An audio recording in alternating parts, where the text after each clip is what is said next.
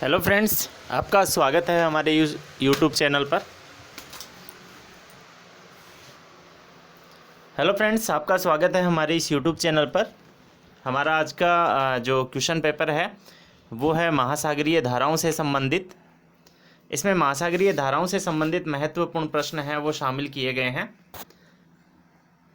सबसे पहला प्रश्न है, महासागरीय धाराओं की गति सर्वाधिक कहाँ होती है?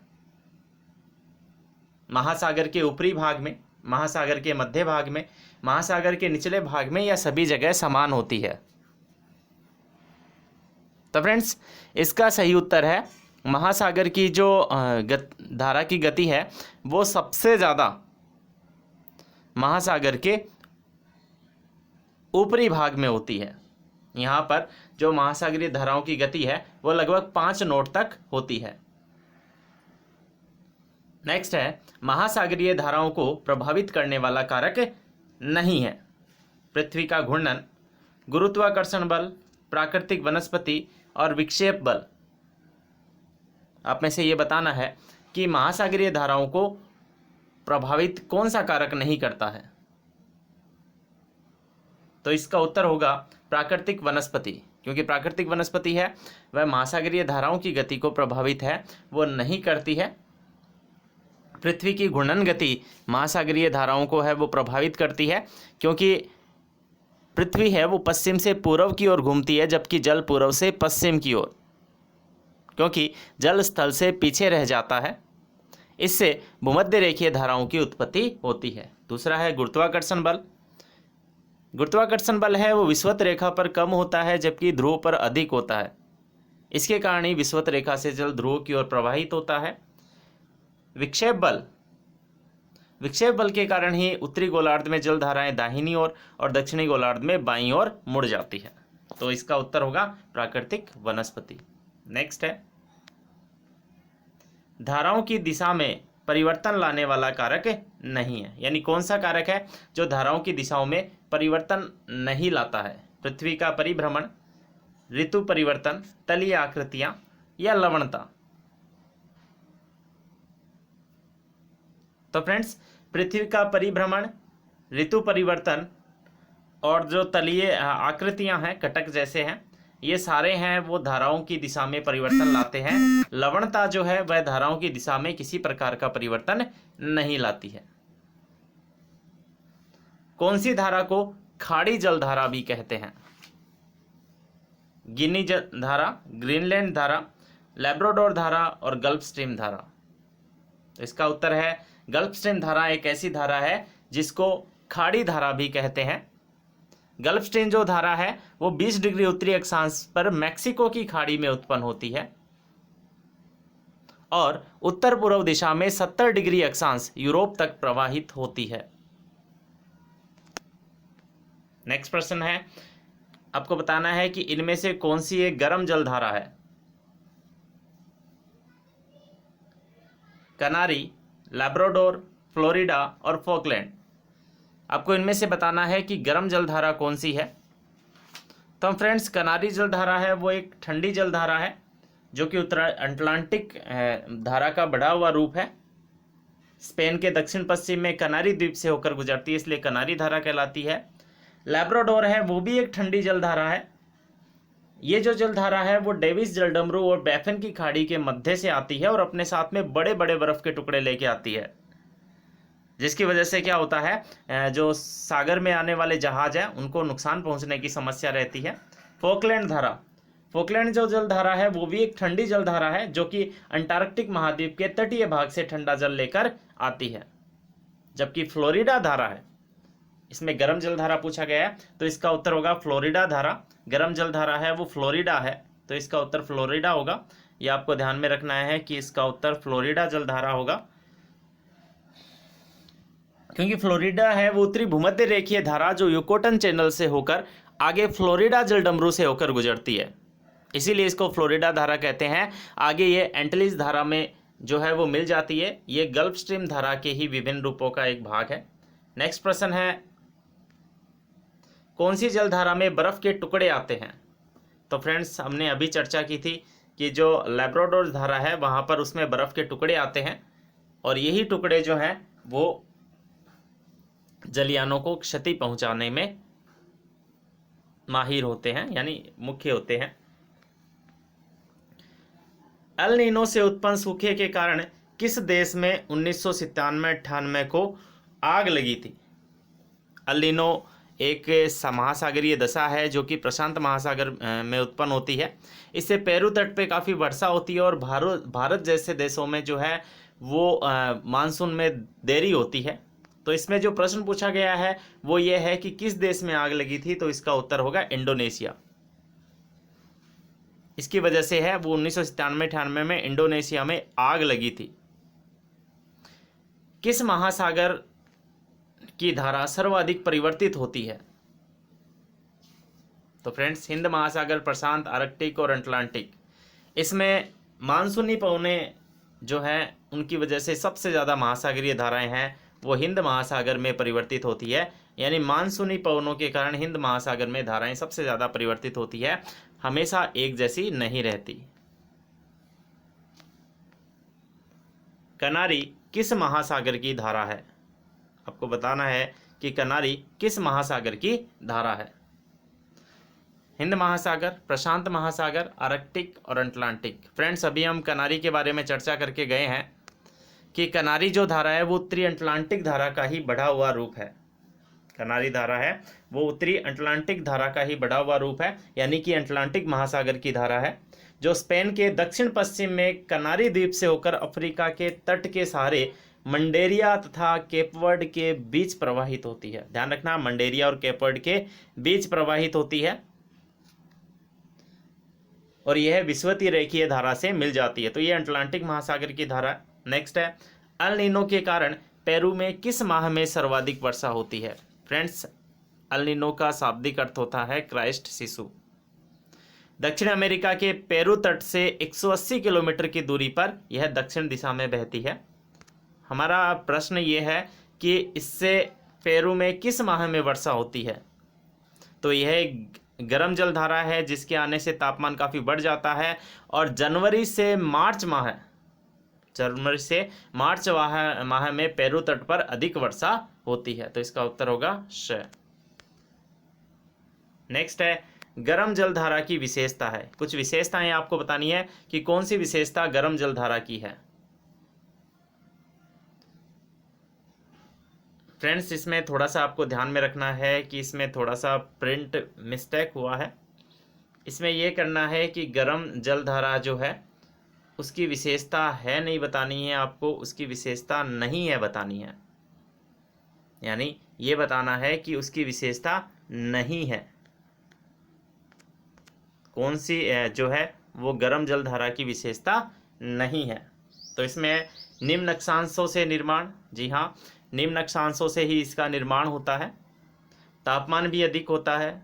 निम्न मध्य अक्षांशों में पूर्वी तट पर बहती है, एकदम सही है, जबकि उत्तरी अक्षांश जो उत्तरी गोलार्ध है उसके उच्च अक्षांशों में यह पश्चिमी तट पर बहती है, जबकि निम्न मध्य अक्षांशों में पूर्वी तट पर बहती है। निम्न अक्षांशों की ओर प्रवाह है, नहीं, ये इसका उत्तर है।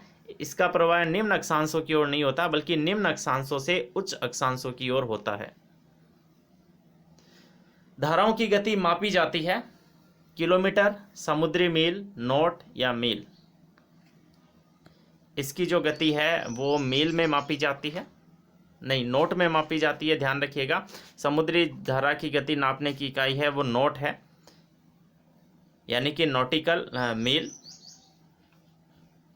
यह समुद्री मील प्रति घंटा के बराबर होती है। एक समुद्री मील में 1852 मीटर होते हैं, जबकि सामान्य मील में 1609.344 मीटर होते हैं।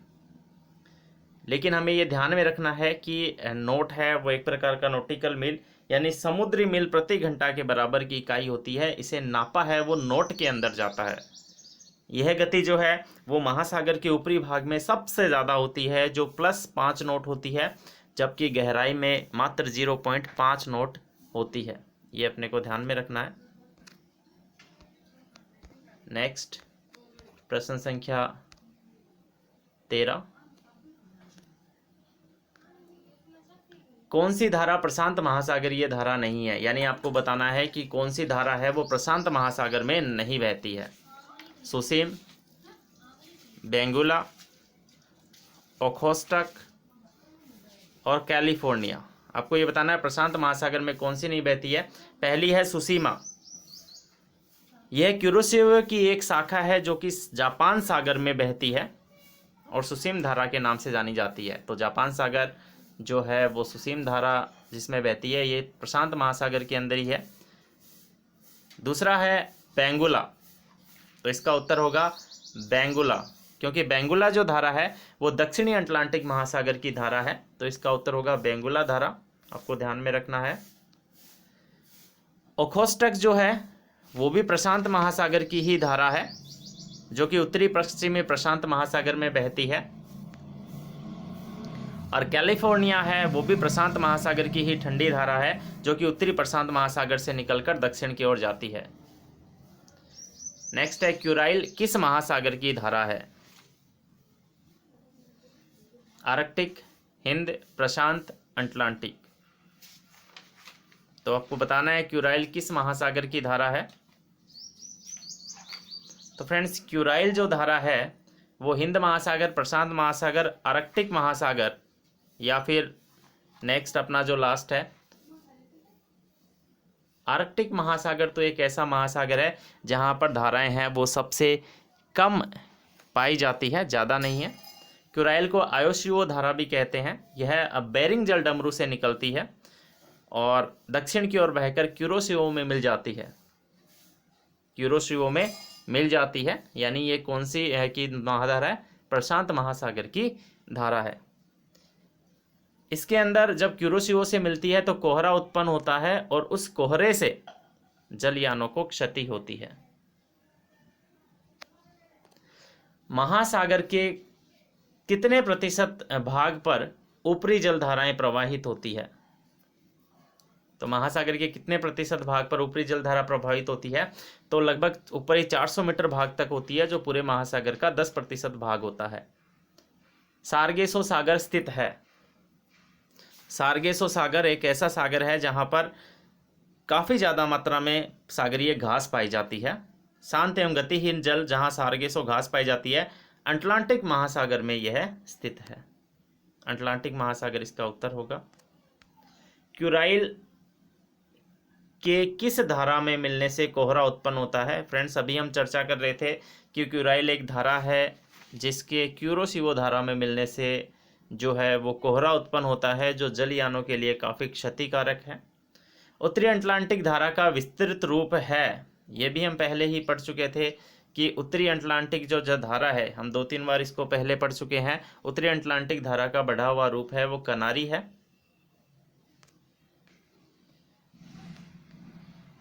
किस धारा की खोज हम्बोल्ट ने की थी? हम्बोल्ट जो है वो एक भूगोलवेत्ता थे। दक्षिणी अमेरिका के पश्चिमी तट के सहारे दक्षिण के उत्तर की ओर एक धारा बहती है, पेरू। उसी पेरू धारा की खोज है वो हम्बोल्ट ने की थी। मोजाम्बिक धारा किस महासागर में है? तो मोजाम्बिक धारा है, ध्यान रखना है, अफ्रीका के मोजाम्बिक तट पर विषुवत रेखीय धारा जो है वो मोजाम्बिक धारा बन जाती है और ऐसा यह हिंद महासागर में होता है और बाद में ये मेडागास्कर से मिलकर मेडागास्कर धारा का निर्माण करती है। ये भी हमें ध्यान में रखना है। नेक्स्ट प्रश्न है, महासागरीय धाराओं का प्रभाव नहीं है। मत्स्य उद्योग का विकास, जी हाँ, जहाँ महासागरीय धाराएं मिलती है वहाँ पर मत्स्य उद्योग का विकास होता है। जलवायु में परिवर्तन, जी हाँ, यह ठंडे स्थान को गर्म कर देती है और गर्म स्थान को ठंडा कर देती है। महासागरीय धारा पर डिपेंड करता है। पश्चिमी किनारों पर मरुस्थल, जी हाँ, धारा की वजह से ही पश्चिमी किनारों पर जो है मरुस्थल पाए जाते हैं।